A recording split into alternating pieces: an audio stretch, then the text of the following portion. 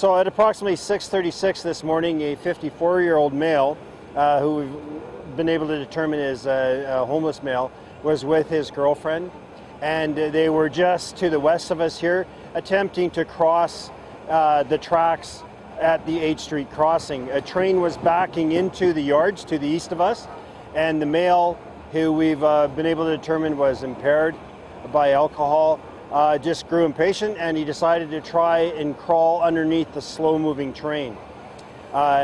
Unfortunately for him, it resulted in a catastrophic amputation of basically 3 of his limbs, or a portion thereof.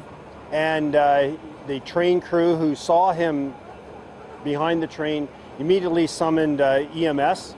He was transported to the Foothills Hospital. Unfortunately, he has subsequently passed away as a result of his injuries.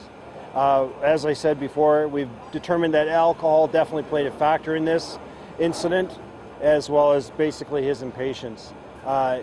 This is another incident that proves, along with a number of others that we've had in the past involving pedestrians and trains, whether it's LRT or otherwise, impatience in trains, alcohol in trains, alcohol in cars, alcohol and motorcycles don't mix.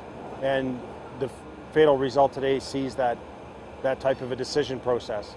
So we're investigating this collision because of the initial onset. We couldn't determine what actually took place. The medical examiner's office is involved and will be here shortly.